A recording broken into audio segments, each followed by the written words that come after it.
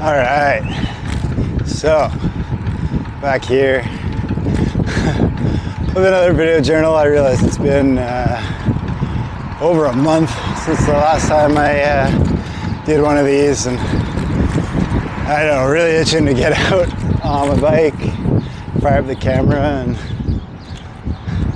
talk to no one again because I had a lot going on, and it's important to document, it's important to share.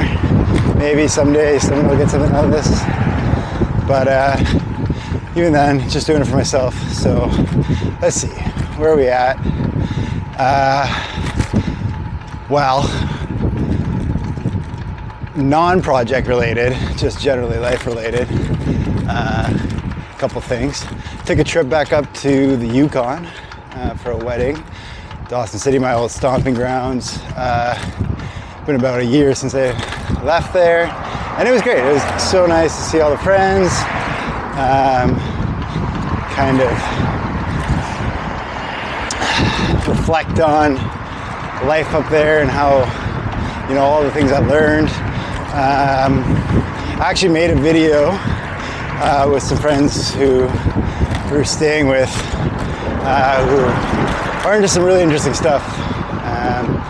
They basically got like a mini farm on their property, and they do blacksmithing and growing, and they got chickens and ducks and all sorts of really interesting stuff. And it was really good, like, well, fun to do a video with some friends and show off what life in the Yukon's like, but also just like a really good reflection, especially in the context of this project on DIY culture and creativity and life in the North, and how that kind of, you know, dictates what you can't do, and creative ways around that. So yeah, stay tuned. It's a really long video, probably be over an hour long, but probably hopefully posted at some point. I think it's pretty interesting to see. There was that. I recently had my birthday, turned 34, pretty exciting. How about your school? And yeah, other than that, I signed up for a triathlon in mid-August, right after I finished my final thesis paper is due in on the August 15th. The triathlon, Toronto Island Triathlon, is on the 17th. So pretty short turnaround, but I don't know, I've been biking lots, running lots, even swimming a fair bit, getting out for some open water swims down in Lake Ontario. So I've been training. Hopefully, I don't know, I'm not trying to set a record time or anything, I just want to finish, but it's a sprint distance, which is 750 meters of swim, 20K bike ride, and then a 5K run, which I can do all those distances. I've done a few brick workouts where you string them together, you know, go from a swim to a bike, or a bike to a run, and those have been manageable. Felt like I could go longer, so I see no reason why I won't be able to accomplish that. So I don't know, it's been good for me getting up for these workouts, you know, in the mornings, and then that sets me up for the rest of the day of research and writing, which brings me back around to the project. That's where I'm at now. So because it's my master's program, I've got this major research project, and for that I got to write a major research paper, or thesis. I don't know if it's technically a thesis, I think that's a PhD thing, but yeah, gotta write this paper.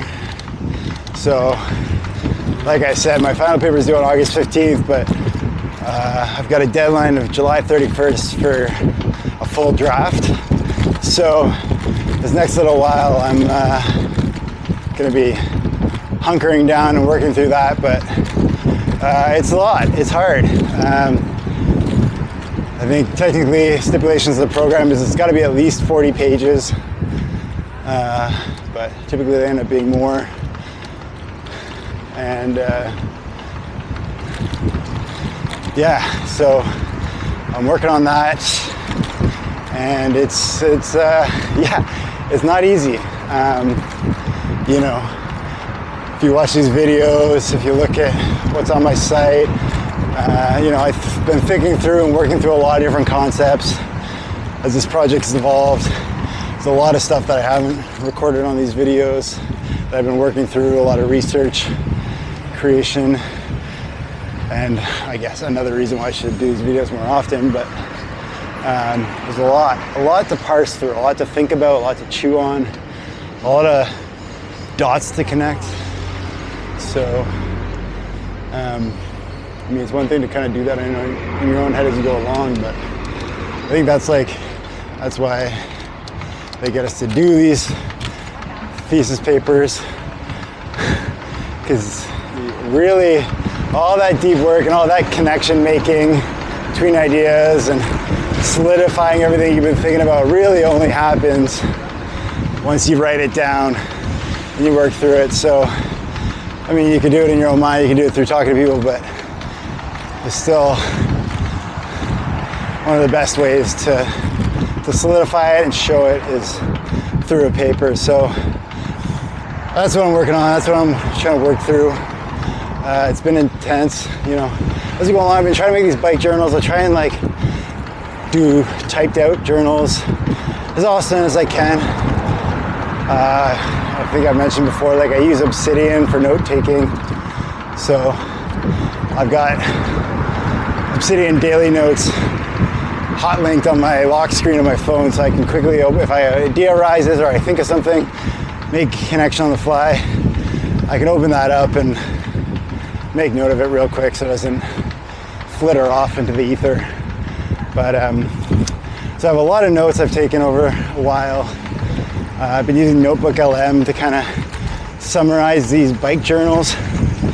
Since they're on YouTube, YouTube creates a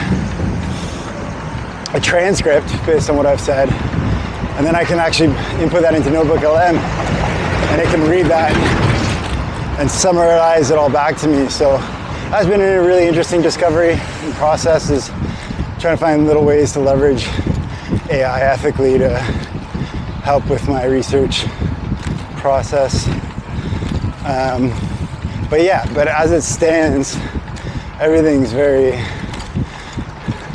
piecemeal. I've got a lot of different fleeting thoughts that have occurred over different stages at different times. A lot of them like evolving as I go. So what I'm doing right now is try to compile all those things. I'm reading back over a lot of what I wrote, thinking about like the overall structure of my paper, and then trying to take those little journals and bits and thoughts and lay it out, one, so it's cohesive, easy to read, makes sense to anyone who reads it, but two, that it just it tells my story the way I want it to, and all the dots connect in a way that makes sense. So yeah, that's something I really struggled with at first when I sat down to write this paper. Is I had this idea in my head, but I didn't know what the overarching story is. Like, yeah, it's a research paper, but you want to tell a story, right? Like, this is the story of my research, and this is how it went, this is what I learned. And so in order to tell that story, it kind of all needs to make sense. So I struggle a lot with like the outline for this paper. And obviously, like, you know, even in school, kind of taught there's this general outline that things follow. You know, you get your introduction, you got a background in research, literature review, talk about methodology, you go into the way, implementation or whatever, what actually happened, and then follow up with reflections and conclusions. And, you know, it makes sense. Especially like, consider it all kind of came out of the sciences and want to create repeatable experiments that people can follow along with and have it clean and clear. But for me, like this whole process, my methodology is all based around research creation, which, you know, is more than just making art and calling it research. Like, it's really an embodied process that requires a lot of self-reflection and isn't, say, like the typical sort of research that you would expect in academia. And so I guess my paper, my story, what I want to tell is not a typical research story. So there's no guidebook on how to do that and how to write about research creation. So yeah, that's a big part of what I've been trying to work through, what that all means, what that all looks like. And I think it's starting to come together. Like, I realized when I was thinking about that, thinking about how embedded and shaped by research creation this project is. I really went back and was looking at research creation. One of the core things with research creation is that Chapman and Sawchuk laid out there's 4 modes, sort of. They laid it out, 4 modes, 4 modalities of research creation. So first is research for creation. That's kind of, I don't know, at least for me, what I think of when I think of research typically, right? Like, you do all your reading and all your background research in order to make or do a thing, to create this project or art piece or whatever it is. So that was the first step. Like, really, that all kind of came through and happened mostly when I was doing my directed studies. Did a number of videos kind of on that process, talking through my research. Yeah, I kind of summarized it in my conference paper that I wrote.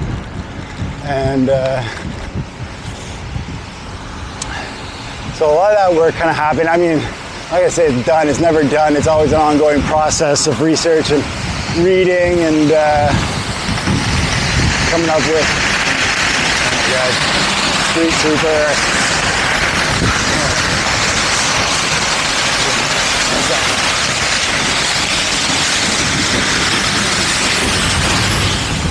Oh, that's loud.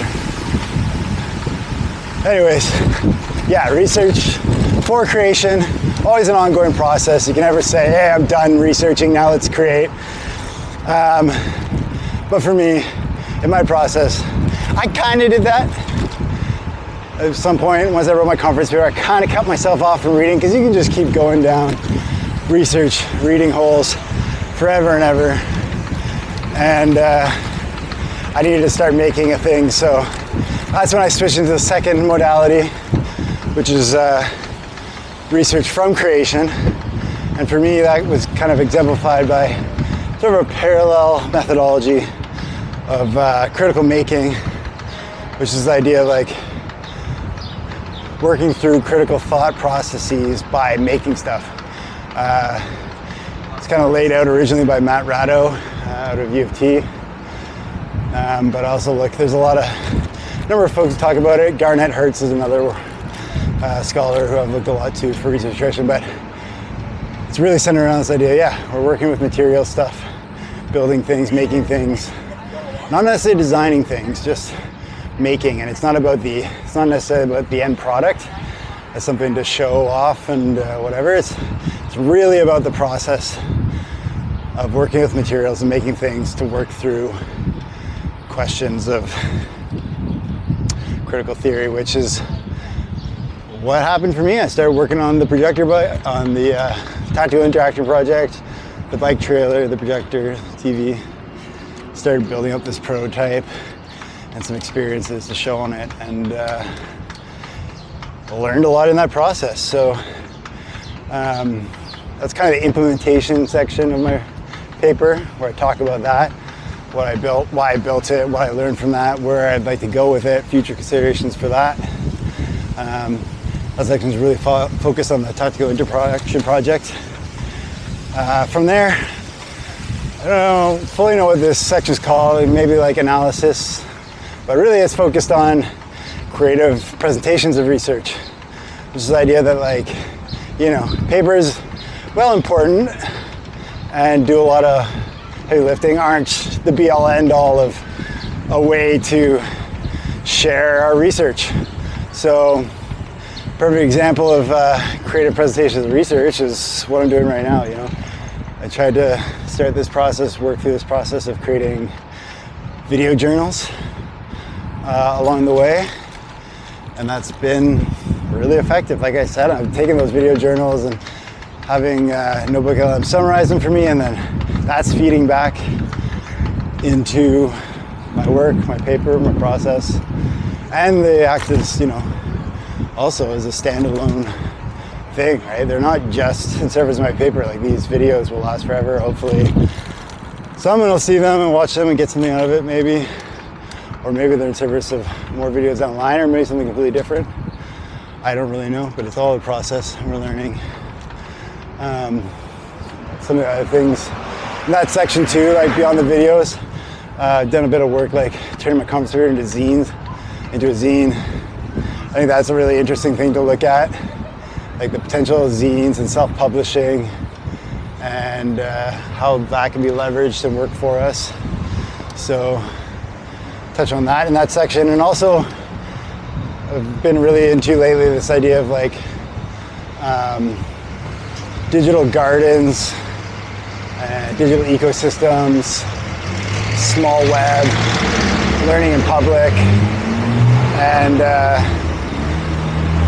that's all something that, I mean, exemplified by like Kenning Zhu is someone I really looked to in that field. Maggie Appleton wrote a really good piece kind of looking at this whole culture of digital gardens, but it's kind of this idea like folks, especially folks who want to get away from like social media and this just grossly algorithmic stream of content, and really curate something special and personal and meaningful on the web.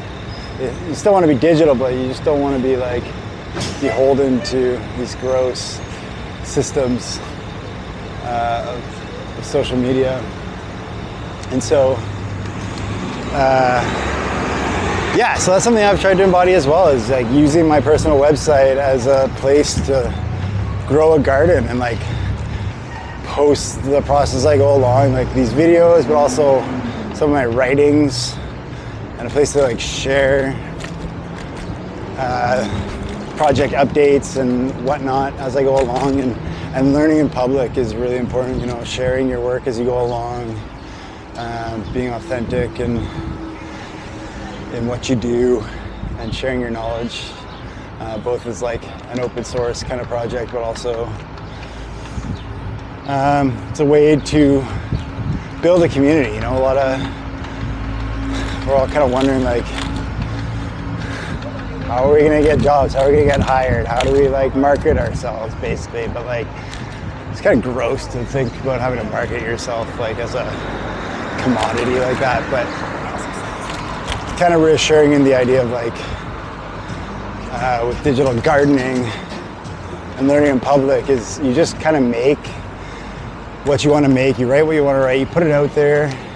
You're open about what you're learning as you go, and eventually people will see that and start following that, and just naturally grow your sort of audience and your community around you as you tend to your garden. So yeah, and then finally the last section, the conclusion section, it'll be creation as research. We'll just be kind of summing up all these ideas and what the project means as a whole. So yeah, it's really interesting. It's really intense. I'm working through a lot.